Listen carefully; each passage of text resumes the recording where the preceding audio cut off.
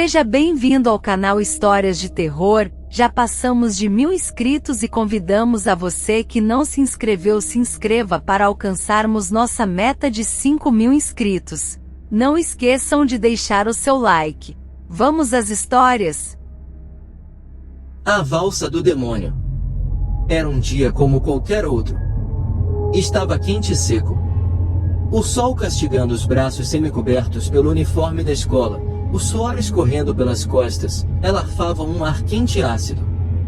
Enfim chegou em casa, deu um abraço em sua mãe e entrou no seu mundo particular, o quarto. Após se despir com pressa, entrou para o banheiro e ligou o chuveiro frio. Deu meia volta e parou em frente ao espelho, olhando para seu reflexo pálido. Não pensava em nada, apenas o vazio na sua mente. Foi quando notou que o barulho da água escorrendo pelo azulejo havia parado. Voltou seu corpo para o box do banheiro e o ligou novamente. Continuou então o que estava fazendo, observando seu próprio vazio quando outra vez percebeu que o barulho da água havia parado. Voltou-se novamente para o box e direcionou sua mão até a válvula. Quando sua mão sentiu o toque do metal, a temperatura caiu drasticamente, a fazendo tremer de frio. O banheiro foi ficando escuro e começou a ouvir uma valsa melancólica ao fundo, causando um eco por conta dos azulejos. Ela ficou paralisada de medo e sentiu sua urina quente descer por suas pernas. Como uma reação impulsiva, saiu correndo em direção ao banheiro do quarto de seus pais. Criou coragem e tomou um banho de gato. Comeu, assistiu TV e resolveu ir para seu quarto dormir. Finalmente adormecera e entrou em sono profundo. Começou a ter uma visão que estava na companhia de suas primas, se deliciando de um belo sorvete num lugar que parecia um sonho. Resolveu tomar mais um e foi até o balcão. De repente começou a ouvir uma música, aquela música lhe era familiar. Logo sentiu um frio na espinha na medida em que o volume da música aumentava, então percebeu que era a mesma música que ouvira no banheiro. Ela tremeu de medo e foi correndo em direção de suas primas. O coração acelerou e a boca secou ao ver que todas elas estavam com os rostos retorcidos. Correu de volta para o balcão para pedir ajuda ao sorveteiro, mas ao olhar para seu rosto, sentiu o estômago revirar e o pânico a preencher seu corpo, quando viu que o rosto do homem havia se transformado em um demônio horrível, com olhos grandes e negros. Ele soltou uma risada gutural à medida que o som da valsa aumentava. Ela gritou o mais alto que conseguia e fez de tudo para acordar daquele pesadelo infernal. Quando enfim sentiu que estava deitada de bruços em sua cama, sentiu um mínimo alívio. Fez toda a força para abrir os olhos e quando conseguiu, o demônio a estava encarando em seu próprio quarto e rindo sarcasticamente ao som da valsa do terror. Logo ela viu que quanto mais ele se aproximava dela, mais ela ficava paralisada, não conseguia se mexer e nem falar, mas com um pouco da força que tinha ela grunhiu baixinho. Sua mãe, ao ouvir o pequeno grunhido, entrou no quarto com toda a rapidez que pôde, e logo viu o estado em que ela se encontrava, presa em sua cama pelo demônio. Sua mãe proferiu as seguintes palavras: "O sangue de Cristo tem poder." O demônio urrou e voltou para as trevas, libertando a garota. Ela nunca mais foi a mesma. Embora agora sempre valse sozinha durante a noite. E aqui se encerra a história e já iremos começar uma outra. O amanhã não te pertence. Não me lembro bem da última vez que escrevi uma carta. Também não me lembro da última vez que fiz uma declaração de amor. Tentarei fazer as duas coisas agora. Você lembra quando a gente se encontrou pela primeira vez? Foi no restaurante Eutranvia. Você disse que comia de tudo, mas não gostava de churrasco. Então, saímos de lá e fomos comer sushi. Foi um dos dias mais alegres da minha vida. Não que minha vida seja infeliz, nada disso, mas eu realmente gostei do nosso primeiro encontro. Eu estava tímido e você me beijou. O que é que tem dar um beijo? Você disse, enquanto eu te admirava. Depois de algumas semanas de relacionamento, eu comecei a me sentir cansado, não de você, mas de sair aos finais de semana. Toda sexta-feira nós bebíamos no bar do Estevão. Aos sábados comíamos no restaurante Montesino. perto da sua casa. E aos domingos você gostava de ir na tenda do Zé Diogo.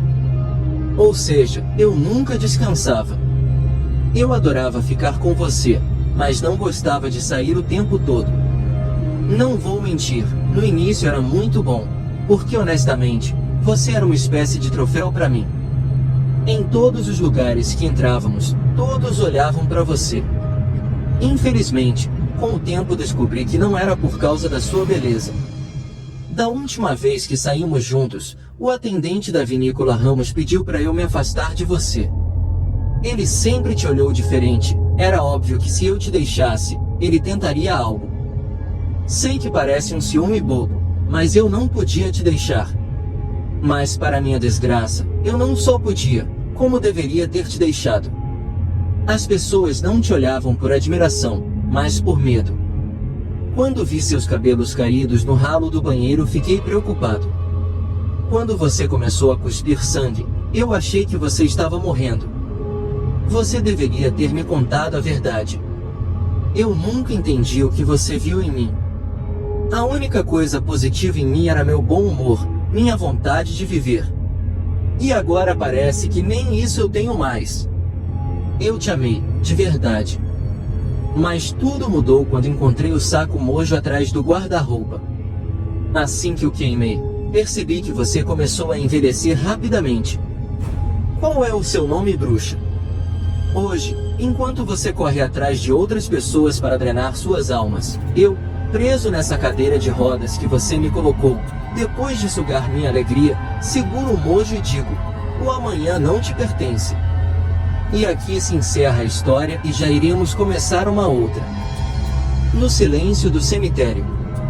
Aos 12 anos nunca havia tido contato com a morte, não fazia ideia o que era ver um cadáver, até chegar certo dia. Ao voltar da escola, observei que tinham muitas pessoas no meu portão. Meu avô havia falecido e, pela primeira vez, entrei em um cemitério. Foi então que me explicaram o que significava a morte. Passados alguns dias, nós nos mudamos. A casa era próxima ao cemitério. De início, tinha certo receio, mas com o passar do tempo, passei a ir todas as tardes neste cemitério. O silêncio do ambiente me trazia paz. As provas finais da escola exigia certo tempo para estudar.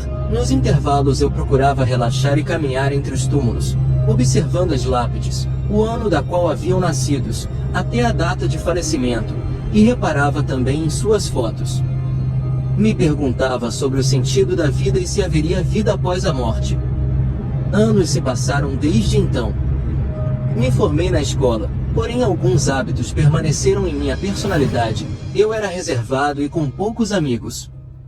Então chegou a hora de fazer uma faculdade. Me interessei na área da engenharia civil, me dedicando ao máximo aos estudos. Um outro hábito que persistiu foi o de frequentar o cemitério durante a tarde. Seu silêncio me fazia meditar. Com todo este tempo, já conhecia todos os funcionários que trabalhavam no local. Neste mesmo ano, eu perdi minha mãe em um acidente de carro. Seu corpo foi velado na capela deste cemitério. Procurei ficar longe das pessoas que acompanhavam o cortejo durante o enterro. Todos se despediram. Ao final do enterro, eu ainda fiquei por alguns minutos, já que não havia mais ninguém me esperando em casa. Foi quando um senhor se aproximou de mim. Ele trazia em mãos um ramo de flores. Qual o grau de parentesco com o finado? Perguntou o senhor de voz rastejada. Não é finado, é finada. Ela é minha mãe, respondi. Desculpe, meu amigo, eu também acabei de perder alguém, minha esposa.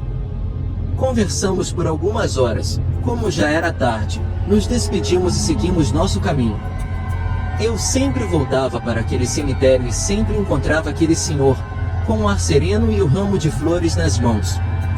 Passamos a ter uma boa amizade, conversávamos por horas. Ele sempre me fazia companhia em minha caminhada a observar as lápides e nos questionávamos. Como seria a vida depois da morte? Para onde iríamos? E como íamos lidar com ela? Anos se passaram e eu me mudei para outra cidade. Minha vida acabou se tornando rotineira. do trabalho para casa e com pouco tempo de lazer, mas nunca deixei de voltar naquele cemitério, onde tudo permanecia igual. Acompanhava os velórios e sempre era o último a deixar o cemitério. Voltei à minha cidade natal, onde a morte teria me dado um grande amigo. Após alguns dias, retornei ao cemitério, mas não encontrei aquele senhor. Perguntei aos funcionários do cemitério e me disseram que ele viera a falecer há alguns meses atrás. Procurei pelos seus familiares, pois queria saber o que havia acontecido, e eles me informaram que a causa da morte foi um ataque cardíaco. Fui ao cemitério para ver onde ele havia sido sepultado, até encontrar a lápide com sua foto. E agora havia descoberto o mistério da morte. Não retornei mais naquele cemitério, pois não iria me acostumar sem a presença do meu velho amigo. Voltei para o meu trabalho e meus estudos, mas sempre pensava naquele episódio da minha vida. Aquele senhor para mim era misterioso. Passei a levar flores e velas em seu túmulo, mas para mim a vida continuava. Aquele velho homem sempre esteve lá, mesmo não o vendo caminhar junto a mim. Depois de tanto questionar sobre a morte, agora ele já tem a resposta. Antes do acontecido, eu escrevo esta história e tudo o que sei é que acordei de um sonho ruim e estou neste lugar. Vejo o senhor que conheci e ele quer me dizer alguma coisa. Você tem que conhecer a verdade que jamais foi dita. A verdade não era tão absurda. Não era um sonho apenas, mas sim a passagem de transição da vida para a morte. Isso me foi dito por aquele senhor. Já em seu túmulo, não havia mais sua foto, mas sim a minha. Então tudo foi esclarecido. Era ele quem escrevia a história, era um método de alto poder. Escrevia tudo o que eu relatava, pois eu tinha perdido a vida, quando minha mãe morreu no acidente. Não me lembrava também que estava no carro. Sobrevivi apenas por um dia, mas permaneci em coma. Agora sei que minha única lição de vida era aquele senhor. E aqui se encerra a história e já iremos começar uma outra. Do outro lado da pista. Certa vez eu ouvi dizer que quando alguém morre de maneira brutal, sua alma permanece na terra, para lamentar a morte pela eternidade. Obviamente isso era bobagem. Digo, como alguém poderia lamentar por tanto tempo? Há alguns anos, me envolvi num acidente de trânsito. Eu me distraí enquanto eu dirigia, coisa de 5 segundos no máximo, mas foi o suficiente para a tragédia acontecer. Um rapaz e sua namorada, creio eu, estavam atravessando a rua enquanto eu me distraía. Quando dei por mim, parte do couro cabeludo do homem estava preso no vidro do meu carro, enquanto seu corpo estava jogado no asfalto. A garota foi arremessada a metros de distância, e pela força do impacto, não teria chance de sobreviver, infelizmente. Numa atitude covarde, eu fugi. Deixei os corpos no meio da pista, entrei no meu carro e dirigi até minha casa. No dia seguinte, ouvi alguns vizinhos comentarem sobre um atropelamento com 2 mortos. Ao ouvir a notícia, fiquei sem reação, afinal eu poderia ter ajudado o casal, mas não, eu fugi. Temendo que descobrissem que eu era um motorista assassino, decidi levar meu carro para consertar o vidro e a lataria. Assim que acelerei o veículo, percebi que a porta do passageiro estava entreaberta. Rapidamente estiquei meu braço para fechá-la, e ao voltar minha atenção ao volante, atropelei um pedestre. Eu não podia acreditar que eu tinha atropelado mais uma pessoa. Mas para minha surpresa e desgraça, o pedestre atropelado por mim era o mesmo rapaz de outrora, porém sem sua acompanhante. A garota estava do outro lado da pista, na calçada, acendendo uma vela em memória de seu falecido marido e ao motorista que morreu após matá-lo. E aqui se encerra a história e já iremos começar uma outra. Sessão das 10. Meus amigos e eu queríamos ter uma noite cultural. Decidimos então ir ao teatro. Já havia um bom tempo que não frequentávamos esse tipo de evento. Pesquisamos alguns espetáculos em cartaz e o único que nos chamou a atenção começava às 10 da noite. Era uma tragicomédia sobre a banalização da violência, que parecia ser bem divertida pela sinopse. Infelizmente, não conseguimos assistir. Quando entramos no teatro, percebemos que poucas pessoas estavam na plateia. Acredito que além dos meus amigos e eu, mais umas 4 pessoas estavam lá.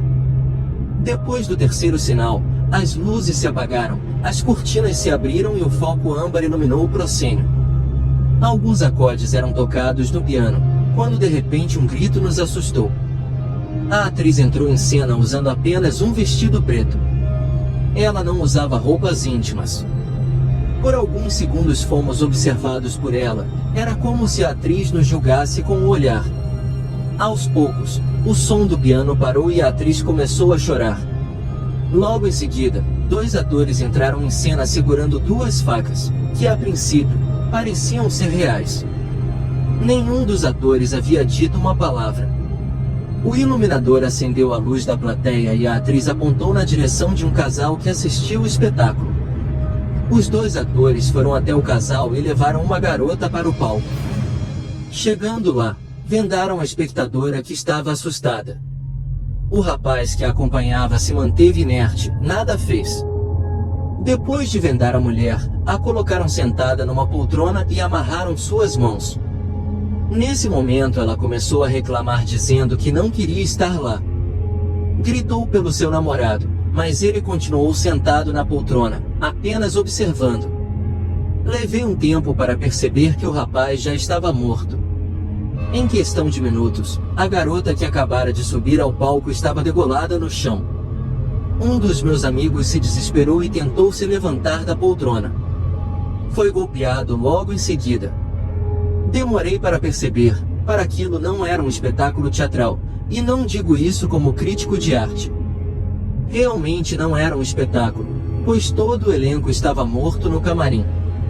O iluminador e sonoplasta agonizavam na cabine de som. Eu só queria que aquilo acabasse. E eu sabia que em algum momento acabaria. Perdi a noção de quanto tempo fiquei sentado na poltrona. Eu estava colado nela. Assim que tentei me mover, um pedaço da minha pele grudou no assento. Era uma dor sem fim. Mas como eu disse, eu sabia que em algum momento acabaria, e foi com uma faca atravessando minha garganta que a sessão das 10 teve fim. E aqui se encerra a história e já iremos começar uma outra. A mulher do padeiro. Kleber sempre teve talento para a cozinha e fez de seu talento sua profissão. Com sua esposa, inaugurou a panificadora Bernardes, localizada na região central da cidade. Paula, esposa de Kleber, ajudava o marido na gerência do estabelecimento e, por vezes, conversava com os clientes, anotando sugestões. A padaria recebia muitos clientes por dia, mas um em especial chamou a atenção de Paula, José Monteiro. O cliente em questão era um médico muito respeitado por quem o conhecia e despertava muito interesse em Paula. Quando José entrava no estabelecimento, a mulher do padeiro ficava tímida, sem reação. Mas logo em seguida se aproximava e puxava assunto. Kleber não fazia ideia de que sua esposa flertava com clientes no trabalho da família. Certa vez, o balconista viu José trocar olhares com Paula, e rapidamente contou para Kleber, que a princípio não acreditou. Porém, ao mexer no celular da esposa, descobriu que seu cliente não estava comendo apenas seus pães. Furioso e decepcionado, o marido traído expulsou a esposa de casa. No dia seguinte, Kleber viu José entrar na padaria e percebeu que o cliente procurava por Paula. Como poucos funcionários estavam trabalhando nesse dia, Kleber precisou atender pessoalmente o amante de sua mulher. O médico pedia sempre a mesma coisa, um quiche de carne e café sem açúcar. Ao entregar o pedido para seu cliente, Kleber empunhou uma faca e se aproximou de José. Assim que ficou próximo do amante da sua esposa, usou a faca para cortar o quiche, disse bom apetite e virou as costas. Ao perceber que José comera o primeiro pedaço, Kleber não conteve o sorriso, afinal, sua esposa nunca mais o trairia, estando dentro do estômago do amante. E aqui se encerra a história e já iremos começar uma outra. Jardim de Sangue. Essa foi a última vez que eu ouvi seus insultos. Você não merece minha atenção, não merece o amor que dou pra você. Quando compramos essa casa, você pediu um lindo jardim. Eu te dei. Cada flor que plantei, cada dia que passei escolhendo os arranjos do nosso jardim, foi pensando em você. Fiz de tudo para deixar do jeito que você sempre quis. Mas para quê? Você acha que essa é a decoração que nossos amigos esperam ver no Natal? Uma coisa eu te digo, ninguém vai entrar na nossa casa no Natal. Seremos só nós dois. Eu nunca vou entender a sua doença. Semana passada você disse que as tulipas estavam perfeitas próximas ao pergolado. Hoje você as destruiu. Não pensou no trabalho que eu tive? Ontem à noite você estava escrevendo uma carta. Seus olhos brilhavam. Mas hoje, o que você esperava que eu fizesse? Você queimou a roseira. Eu tentei evitar tudo isso, mas você sabe como sou impulsivo. Me desculpe se eu estou ficando distante, mas eu não estou suportando mais o cheiro do seu corpo. Preciso regar a grama para tirar seu sangue dela. A roupa que estou usando, vou enterrar com você, afinal, não vou conseguir tirar seus miolos dela. Vou queimar a carta que você estava escrevendo. Ainda estou tentando entender por que pedia por ajuda, eu nunca te agredi. Jamais faria mal à minha irmã. Esse quintal será sua sepultura, mas não vou te trazer flores.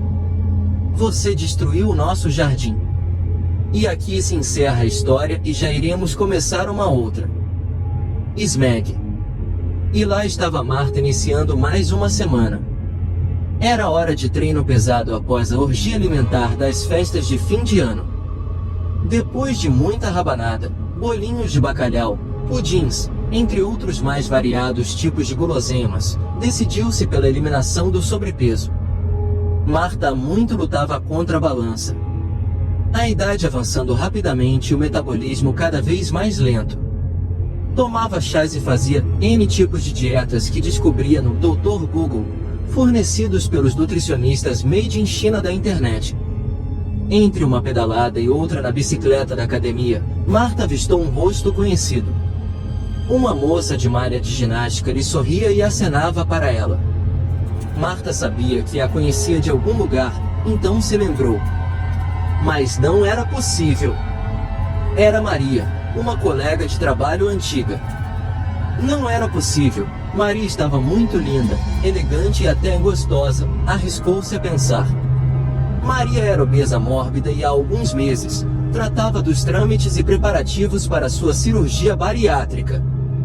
Pensava tudo isso com espanto enquanto Maria se aproximava sorridente. Amiga, cumprimentaram-se com 2 beijinhos. Nossa, você está ótima. Conseguiu fazer sua cirurgia? Perguntou-lhe Marta com aquela ponta de inveja peculiar feminina. Maria então respondeu-lhe. Cirurgia que nada. Tomei vergonha. Fechei a boca e estou tomando Smeg. Smeg? O que é isso? Smeg é tipo um kefir, uma espécie de microflora, probiótico, que se cultiva em casa. Só colocar num potinho com água e açúcar mascavo que ele se prolifera. Aí você vai separando nos potinhos e divide com as amigas que também querem. Marta ouvia atentamente e já desejava ardentemente aquela coisa. E Maria continuava a tagarelar sobre os benefícios do Smeg. Pois é. E não serve só para perder peso não. Serve para reposição hormonal, dores pelo corpo, diabetes. A diabetes da minha mãe está super controlada depois que dei para ela beber. Está muito mais disposta. Uma amiga me trouxe lá da terra dos árabes, acho que é do Irã. Disse que lá nos Estados Unidos, onde a irmã dela mora, já é uma febre. Para sua sorte, trouxe um potinho aqui na bolsa. Toma para você. Tome uma colher de chá por dia, disse a amiga, entregando-lhe o pote com a semeadura. Maria olhava curiosa para aquele conteúdo dentro do pote que assemelhava-se a micro-ovas de peixe e pouco coalhada, só que bem menores, bem branquinhas e muito pequenas que boiavam no líquido como em colônias grudadas. Assim Marta fez, antes do almoço, tomou uma colher de chá do conteúdo do pote. Sentiu uma leve pontada no estômago, mas não ligou, passou. Marta passou então a ter seu apetite diminuído e a se sentir muito bem disposta. Acordava cedo, corria, ia para a academia e desempenhava-se no trabalho muito bem, sem cansaço e com prazer. TPM? Não houve naquele mês fluxo menstrual controlado e sem cólicas. Santo Smeg! A esta altura, Marta já havia divulgado às suas amigas e dividido o conteúdo do pote com elas, e algumas já estavam maravilhadas com o bom resultado. Marta já havia emagrecido bastante. À medida que retirava a substância do pote, enchia-o com água e açúcar mascavo. No outro dia, era notório o desenvolvimento, o crescimento e a proliferação do Smeg.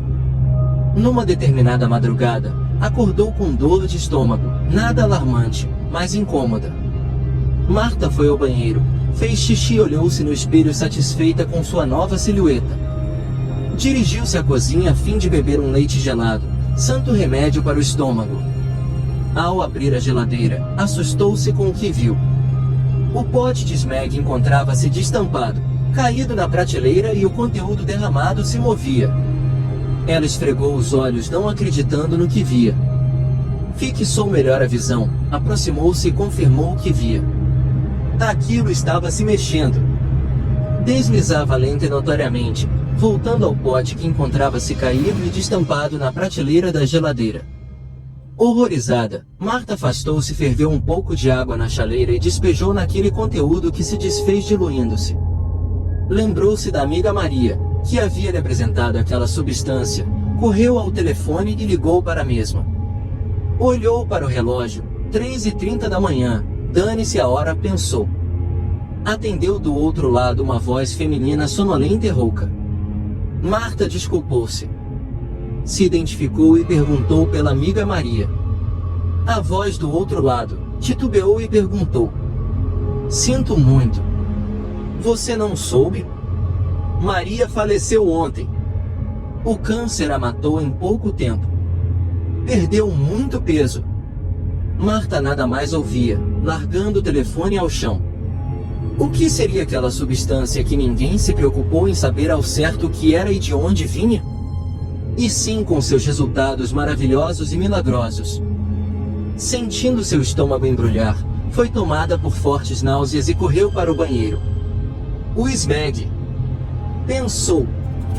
Quase não deu tempo de chegar ao vaso, vomitando uma grande quantidade de sangue. Marta chorava desesperada, comprimindo o abdômen com dor, olhando o porcelanato branco sujo do conteúdo gástrico sangrento, que deslizava lentamente para fora da louça do sanitário. E aqui se encerra a história e já iremos começar uma outra. Encosto. Você já deve ter sentido, alguma vez na sua vida, que estava sendo observado, ou que tem alguém ao seu lado. Isso acontece com todas as pessoas. Muitas delas acabam não se importando, e a sensação, junto com a presença, desaparece. Esses dias, vem acontecendo algo comigo, pois estou sentindo que tem alguém ao meu lado. Não consigo comunicar-me com essa pessoa, e ela não sai de perto de mim. É desconfortante no início e até assustador para quem for medroso. No entanto, eu sei que essa presença não quer me machucar, apenas parece que está vidrada em mim. Quando as luzes estão apagadas, é o momento em que o nosso vínculo fica mais próximo, porque eu consigo enxergá-lo e ele fica mais obcecado, chegando até a acender as luzes, mas tudo desaparece. Isso está me deixando inquieto, visto que não consigo encontrar a paz. Não dá para descansar com essa coisa ao meu lado. A sua respiração pesada, os movimentos leves em seu corpo e a sua inquietação, principalmente à madrugada, é algo que está incomodando-me com o passar do tempo de uma maneira que eu não consigo suportar. Tudo começou naquele parque de diversões, quando eu estava com a minha namorada nos divertindo e comemorando a operação da sua mãe, que foi bem sucedida. Nós estávamos indo para casa, quando ela disse que eu não teria coragem de participar de um brinquedo que fica girando no ar.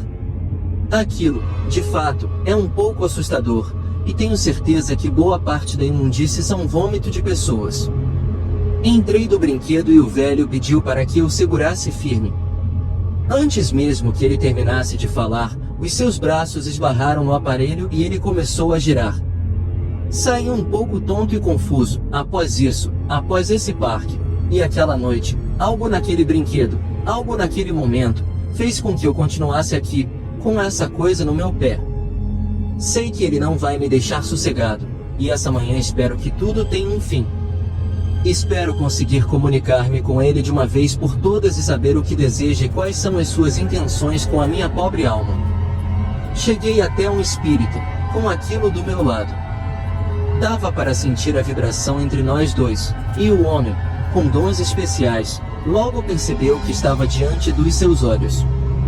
Então, perguntou o que eu queria fazer, o que eu pretendia. Disse para o homem que queria apenas paz, queria ficar sossegado e encontrar o meu caminho sozinho, sem aquele vínculo que me ligou àquela sombra. Nessa situação, o homem olhou para um pouco distante de mim e conversou com a sombra.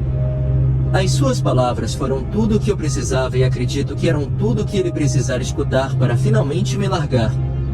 O espírita falou para o velho que não precisava ficar lamentando-se todos os dias por conta de um acidente, dado que ele não teve culpa de nada, e eu não guardo nenhum tipo de ódio por ele, pois é apenas um homem tentando ganhar o pão. Aos poucos, estava sentindo aquela atmosfera diminuindo, e o peso saindo das minhas costas. Finalmente, olhei para o homem e consegui enxergá-lo enquanto derramava lágrimas pedindo desculpas. Nesse momento, o meu espírito encontrou a libertação e, finalmente, eu posso descansar em paz. E aqui se encerra a história e já iremos começar uma outra. Nosso último encontro. Talvez não se lembre da data, mas nos vimos pela primeira vez em 5 de janeiro de 1830. Fazia frio naquela noite. Nos encontramos num bar próximo ao litoral e as brumas tornavam o clima estranho. Elas eram altas e era difícil enxergar o céu com clareza. Existem momentos em que é fácil se esquecer onde está. Aqueles que já beberam demais ou se renderam aos prazeres da morfina sabem muito bem. E nesses momentos, às vezes notamos o quão pequenos somos. As brumas têm poder de nos jogar nesse estado mental o qual notamos a nossa pequenez e tudo é branco acinzentado e não importa se é dia ou noite, somos pequenos. Fico grato de ter saído de casa naquela noite tão importuna. A minha mente flertava com a loucura e os deuses tinham me esquecido. Eu não estava à beira da sociedade, eu tinha me excluído dela, e ela, me abandonado. Todo homem que contempla a ideia de suicídio é perigoso. Todo homem que consegue viver sem a mulher amada é incapaz de dormir tranquilo. As noites e os bares são um refúgio comum para homens desse tipo. Fui marinheiro por quase toda a minha vida e acredito que no dia que abandonei o meu ofício, parte de mim morreu. Quando jovem, pude viajar e conhecer vários lugares belos. Viajei da Bélgica até a Inglaterra várias vezes num navio cargueiro que exportava tecidos. Partia sempre da cidade de Bruges rumo às cidades costeiras inglesas. Dover era minha preferida.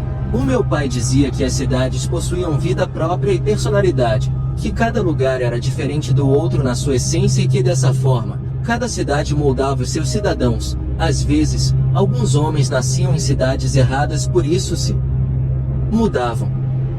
Dizia que existia também aqueles os quais as almas não pertenciam às cidades desse planeta ou tempo, e rodavam o mundo como ciganos ou buscavam dominar todas as cidades, como Alexandre Magno e outros tentaram.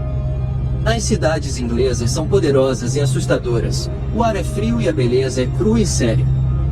É possível sentir o peso das mortes escondido nas ondas que atacam as rochas brancas em Dover. A praia possui apenas pedras negras que fazem o contraste com as falésias. Essas protegem o grande castelo de Dover. A cidade se impõe sobre os homens e eu sempre encarava aqueles enormes muros de pedra quando me aproximava de navio e sentia que era encarado de volta. Durante uma das minhas viagens a Dover, conheci a mulher que viria a se tornar a minha esposa. Ela faleceu durante o parto do nosso primeiro filho, que também não resistiu. Eu poderia dizer que esse foi um dos piores dias da minha vida, mas confesso que atingi um patamar em que todo novo dia se torna o pior dia que pude viver.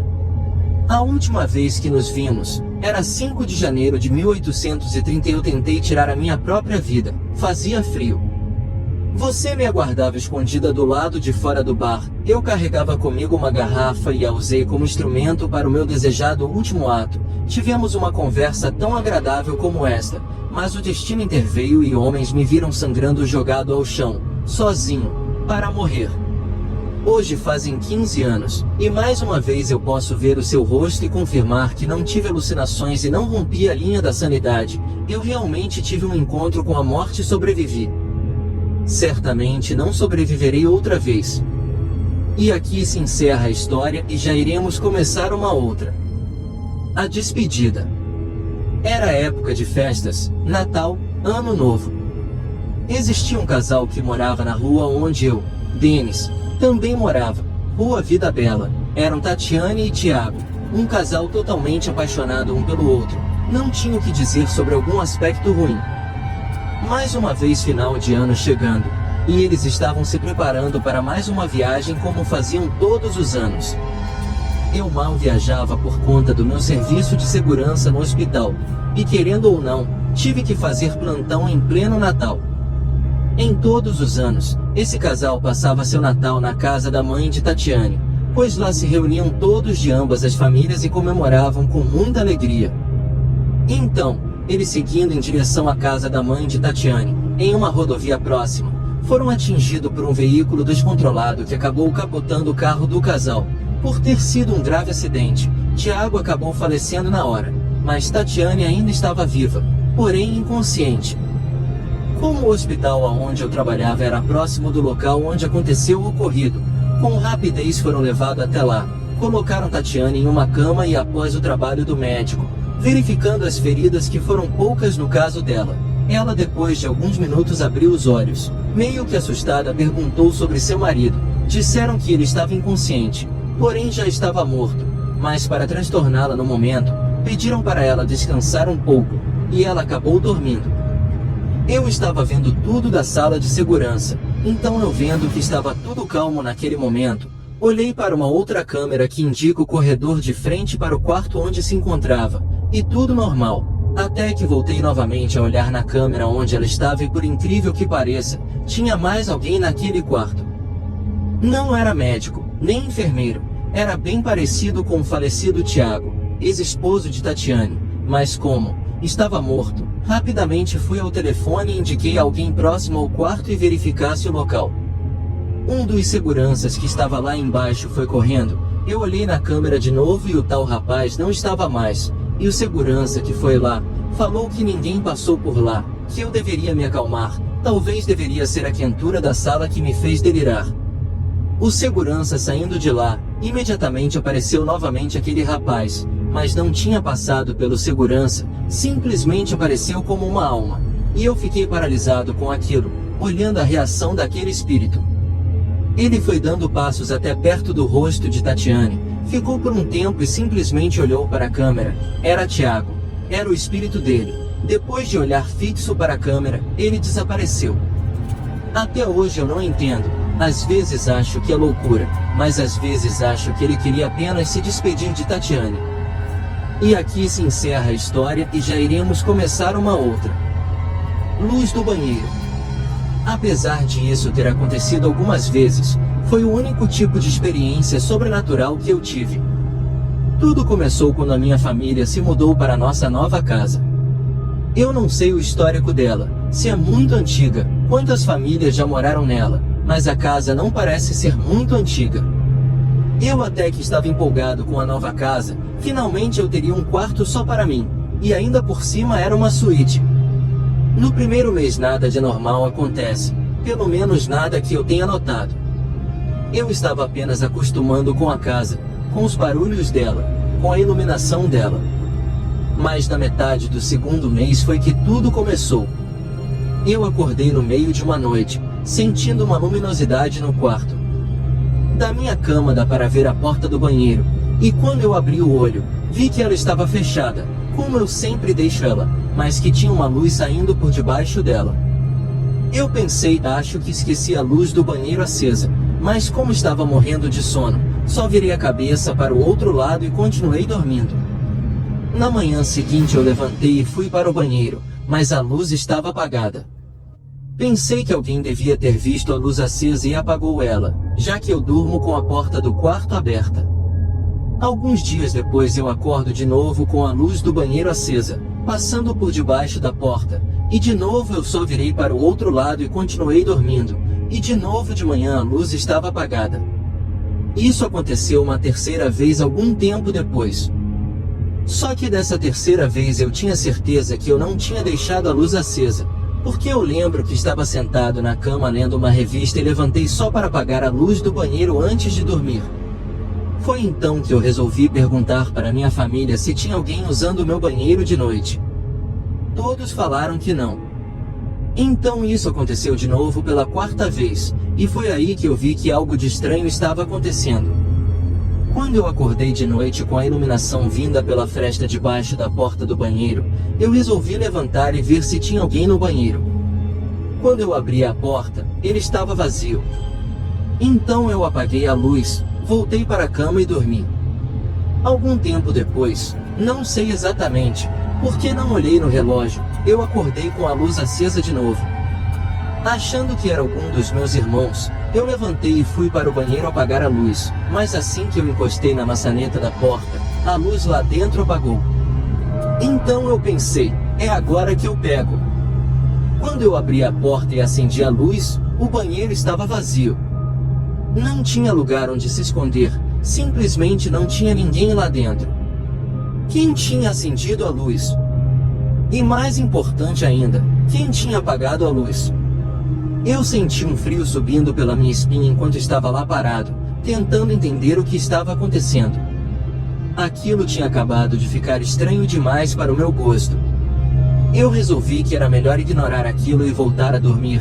Talvez no dia seguinte, pensando com mais clareza, eu pudesse arranjar alguma explicação. Mas claro, não encontrei nenhuma resposta para o que podia ter acontecido na noite anterior. Isso aconteceu mais algumas vezes, até que eu contei a história para um amigo meu, que por acaso é crente. Depois de ouvir muito blá blá religioso e de me cansar de tentar convencer ele de que o demônio não morava no meu banheiro, ele finalmente me pediu para deixar ele levar um amigo crente dele lá para limpar o ambiente. Muito a contragosto eu deixei, afinal apesar desse negócio religioso dele me encher às vezes, ele ainda é um dos meus melhores amigos. Então lá foi ele com um amigo dele, e depois de quase uma hora no banheiro orando, eles saíram e falaram que estava tudo bem agora, que não precisava me preocupar com nada, que o que quer que estivesse ali, já não estava mais, agora aquele era um lugar abençoado. Claro que isso não adiantou de nada. A luz do banheiro continuava acendendo e apagando sozinha de noite. Então eu resolvi começar a fazer experiências com aquilo. Eu comecei a passar pasta de dente no interruptor toda noite antes de dormir. Numa noite eu acordo com a luz acesa. Eu fiquei um tempo olhando e depois de quase uma hora, a luz apagou e eu corri para o banheiro com uma lanterna. Quando eu iluminei o interruptor, a pasta de dente ainda estava lá, intocada. Ninguém tinha colocado o dedo lá. Eu comecei a colocar várias coisas no interruptor, fita isolante, palito de dente preso no interruptor, mas tudo estava sempre intocado depois que a luz acendia e apagava. Um dia eu resolvi desatarrachar a lâmpada do soquete. Eu liguei e desliguei o interruptor e nada, a luz não acendia. Por algumas noites a luz não acendeu, até que quase 3 semanas depois, eu acordei de noite com a luz do banheiro acesa. Eu levantei e fui ver se eu achava alguma coisa no banheiro, e quando eu estava chegando perto da porta, a luz apagou. Eu abri a porta e apertei o interruptor. A luz acendeu. O que quer que tenha acendido a luz, atarrachou ela de volta no soquete.